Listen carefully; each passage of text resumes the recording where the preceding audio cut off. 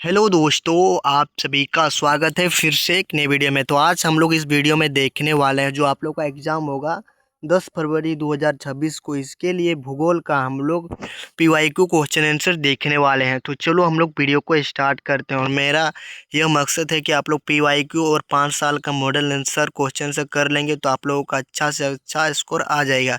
इसलिए मैं आप लोगों को पीवाईक्यू करा रहा हूँ। तो ये मेरे मेहनत पर आप लोगों को अच्छा लगे तो लाइक करें, कमेंट करें और सब्सक्राइब करें। चलो हम लोग वीडियो को तब स्टार्ट करते हैं। तो हम लोग आज की इस वीडियो में देखने वाले हैं 2025 का पीवाईक्यू क्वेश्चन आंसर। तो चलो हम लोग देखते हैं कि किस प्रकार का क्वेश्चन पूछा गया था 2025 में। ठीक है,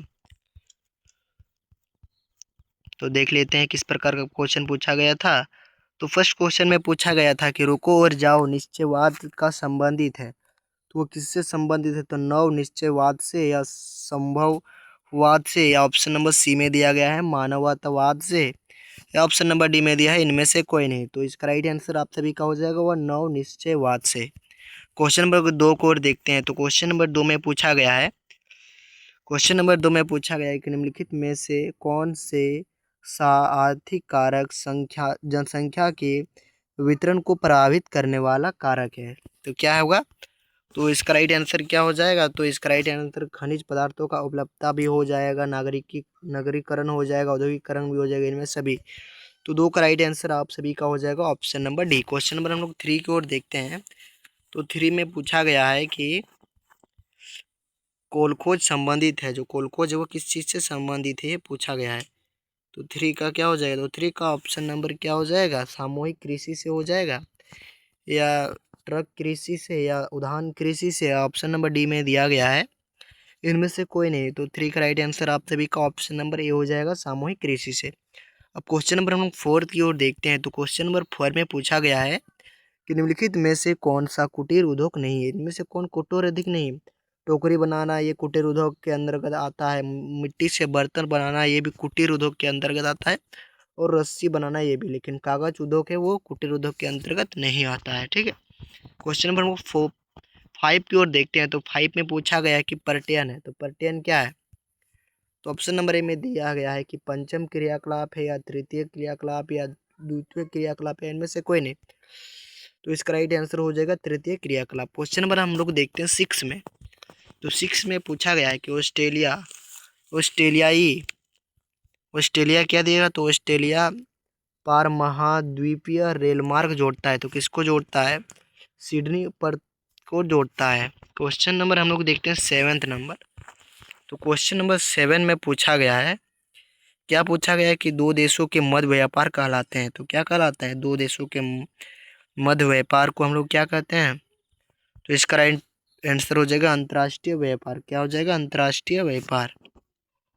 समझ में आ गया होगा। 7 का हो गया। क्वेश्चन नंबर लोग 8 की ओर देखते हैं। तो 8 में पूछा गया है कि भारत ने उदारीकरण को किस वर्ष अपनाया था? जो भारत है उसने उदारीकरण को किस वर्ष अपनाया था? तो क्या हो जाएगा? तो 8 का ऑप्शन नंबर है 1991 को। क्वेश्चन नंबर 9 को देखते हैं। तो क्वेश्चन नंबर 9 में पूछा गया है कि निम्नलिखित में से कौन सा औद्योगिक नगर है?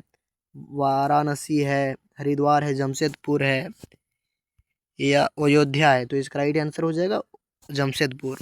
अब क्वेश्चन नंबर 10 की ओर देखते हैं। तो 10 में पूछा गया है कि वृत्ताकार प्रतिरूप नगर का विकास होता है, कैसे होता है? नदी के सहारे होता है, झील के सहारे, पर्वतों पर, या ऑप्शन नंबर डी मैदानों में।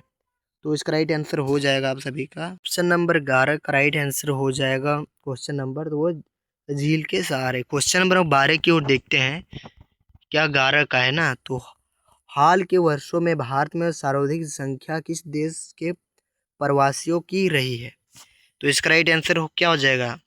तो इसका राइट आंसर आप लोग कमेंट में जरूर बताएं। एक दूठों में आप लोग कमेंट में इसलिए बताता हूँ क्योंकि तभी मैं समझ पाऊंगा कि आप लोग इस वीडियो को यहाँ तक पहुँचे हैं, इसलिए मैं आप लोगों को कमेंट में बताता हूँ। हो सके तो मैं इस सभी का आंसर बता सकता हूँ, लेकिन आप लोग भी थोड़ा पढ़े लिखे हैं तो आप लोग कमेंट में ज़रूर बताइए। क्वेश्चन नंबर हम लोग देखते हैं 12 नंबर। तो 12 नंबर में पूछा गया है कि भारत के किस राज्य में साक्षरता दर सबसे कम है? तो किस राज्य में साक्षरता दर सबसे कम है, मतलब कम पढ़ा लिखा राज्य कौन सा है? तो बिहार है। वो सबसे ज़्यादा पढ़ा लिखा राज्य कौन सा है? माने कि साक्षरता दर में सबसे ज़्यादा कौन है? तो केरल है। समझ में आ गया। क्वेश्चन नंबर 13 की ओर देखते हैं। तो 13 में पूछा गया है कि पश्चिम बस्तियां संबंधित है। तो क्वेश्चन नंबर 13 का क्या हो जाएगा? तो 13 का हो जाएगा ऑप्शन नंबर सी हो जाएगा। क्या हो जाएगा? तो सी में क्या देखें तो विखंडित बस्तियों से। अब क्वेश्चन नंबर 14 की ओर देखते हैं। तो 14 में पूछा गया है कि निम्नलिखित में से कौन सा से कॉफी के किस्म है? तो क्या हो जाएगा? अरेबिका हो जाएगा, रोबस्ता हो जाएगा, लिबेरिका हो जाएगा। इनमें से सभी तब इसका राइट आंसर हो जाएगा। ठीक है। क्वेश्चन नंबर 15 की ओर देखते हैं। तो 15 में पूछा गया है कि निम्नलिखित में से कौन सा से भारतीय कृषि की समस्याएं से संबंधित है? तो ये क्या हो जाएगा? तो छोटे खेत, ऋणग्रस्तता, निम्न निम्न उत्पादकता, इनमें से सभी। तो इसका राइट आंसर आप सभी का हो जाएगा इनमें से सभी। ठीक। अब क्वेश्चन नंबर देखते हैं 16 नंबर। 16 में पूछा गया है कि जल समस्या के संभावित कारक है। तो इसके जो कारक है वो क्या होता है? जल की अधिक दोहन, मतलब हम लोग जल को बहुत ज़्यादा बर्बाद कर रहे हैं, जल प्रदूषण, जल के पुनः चक्रण में कमी, इनमें से सभी। तो इसका राइट आंसर इनमें से सभी। क्वेश्चन नंबर 17 को देख लेते हैं। तो क्वेश्चन नंबर 17 में पूछा गया है कि भारत में कोयला का सर्वाधिक उत्पादक राज्य कौन सा है? मतलब भारत में सबसे ज़्यादा कोयला किस राज्य में पाया जाता है? तो हम लोग का प्यारा झारखंड में पाया जाता है। अब क्वेश्चन नंबर हम लोग देखते हैं 18 नंबर। तो 18 में पूछा गया है कि 2011 की जनगणना के अनुसार भारत के किस राज्य में जनसंख्या सबसे कम है? 2011 के अनुसार। ठीक है। तो क्या हो जाएगा 18 का? तो 18 का आप लोग का राइट आंसर जो होगा वो ऑप्शन नंबर क्या हो जाएगा? तो 18 का तो ऑप्शन नंबर डी हो जाएगा, सिक्किम हो जाएगा। 29 में दिया गया है कि निम्नलिखित में से कौन सा अधात्विक खनिज है? तो अभ्रक, कोयला, चूना पत्थर, इनमें से सभी। तो इसका राइट आंसर हो जाएगा 19 का ऑप्शन नंबर बी हो जाएगा, कोयला। क्वेश्चन नंबर देखते हैं 20 नंबर। तो 20 में पूछा गया है कि टाटा लौह तथा इस्पात कंपनी किसको स्थित है? तो जमशेदपुर में। क्वेश्चन नंबर लोग देखते हैं 21 नंबर। कि 21 में पूछा गया है कि भारतमाला परियोजना निम्नलिखित में से किससे संबंधित है? तो ये किससे संबंधित है? क्वेश्चन नंबर 21 तो राष्ट्रीय राजमार्ग निर्माण से। क्वेश्चन नंबर 22 की ओर देखते हैं। तो 22 में पूछा गया है कि भारत में रंगीन टेलीविजन की शुरुआत कब हुई? जो भारत में जो रंगीन टेलीविजन की शुरुआत कब हुई? तो 1982 में हुई। ठीक। क्वेश्चन नंबर 23 में देखते हैं। तो 23 का राइट आंसर आप सभी का क्या हो जाएगा? इनमें से कौन सा लौह इस्पात उद्योग से संबंधित है? तो ये टाटा लौह तथा इस्पात कंपनी या राउरकेला इस्पात संयंत्र या ऑप्शन नंबर सी भिलाई इस्पात संयंत्र। तो क्या हो जाएगा? तो आप लोग कमेंट में बता सकते हैं तो बता दो। ठीक।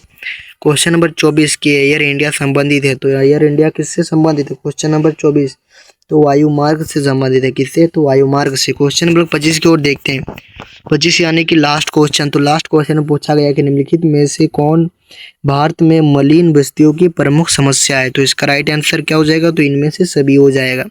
अब हम लोग थोड़ा सब्जेक्टिव भी देख लेते हैं, क्योंकि हम लोग कभी भी किसी भी क्वेश्चन को हम लोग सब्जेक्ट ऑब्जेक्टिव के साथ सब्जेक्टिव भी देख लेते हैं, ताकि आप लोगों का पढ़ाई में अच्छा से स्कोर ला सके। तो आप लोगों को 26 से इसे क्वेश्चन पूछा गया है कि कीर्तन और दहन कृषि से आप क्या समझते हैं। क्वेश्चन नंबर 27 देखते हैं। तो कुटीर उद्योग के दो उदाहरण बताइए।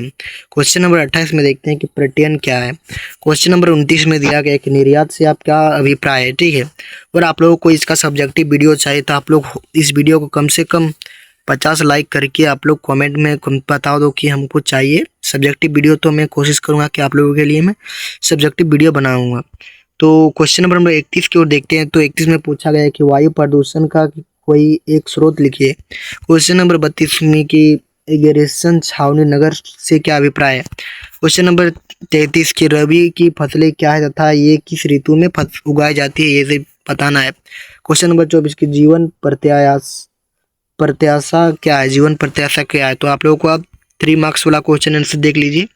तो 3 मार्क्स वाला क्वेश्चन में पूछा गया कि संचार सेवाएं क्या है, यह किस प्रकार पूरे विश्व को प्रभावित कर रहा है। क्वेश्चन नंबर 28 की ओर देखते हैं। तो मतलब 37 की ओर देखते हैं। तो वायु परिवहन के 3 लाभ लिखिए। क्वेश्चन नंबर 37 की वर्षा जल संग्रहण के 3 लाभों को लिखिए। क्वेश्चन नंबर 38 की सघन बस्तियों की विशेषताओं का वर्णन कीजिए। क्वेश्चन नंबर 39 की तृतीय आर्थिक क्रियाओं का विशेषताओं को लिखे। क्वेश्चन नंबर 40 की कार्यशील जनसंख्या की मुख्य विशेषताओं का वर्णन करें। क्वेश्चन नंबर 41 अब 5 मार्क्स क्वेश्चन आंसर नहीं 3 मार्क्स ही है, अब आने वाला है 5 मार्क्स। भारत में ग्रामीण और से नगरीय प्रवास के कारकों का उल्लेख करें। क्वेश्चन नंबर 42 की नगरीय बस्तियों की समस्या का वर्णन कीजिए। क्वेश्चन नंबर 43 देख लेते हैं। ये आप लोग का 5 मार्क्स क्वेश्चन आंसर आ गया, ठीक है। तो 5 मार्क्स क्वेश्चन आंसर में एक पूछा गया कि भारत में लोह इस्पात उद्योग की अवस्थिति को निर्धारित करने वाले कारकों की व्याख्या कीजिए। क्वेश्चन नंबर हम लोग देखते हैं 4 नंबर, मतलब 44 नंबर, 4 नंबर नहीं।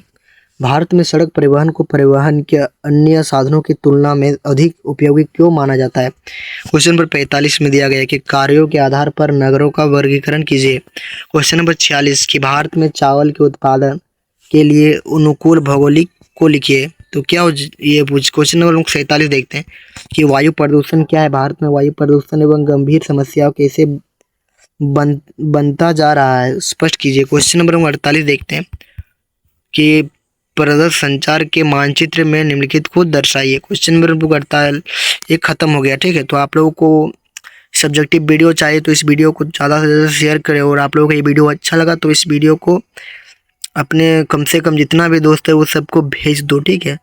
और आप लोगों को ये वीडियो अच्छा लगा तो लाइक करें और कमेंट करें और सब्सक्राइब करें, और जो मैंने आप लोगों को क्वेश्चन आंसर पूछा है तो आप लोगों सभी का आप लोग कमेंट में उत्तर दो, ठीक है। तो जय हिंद, वंदे मातरम।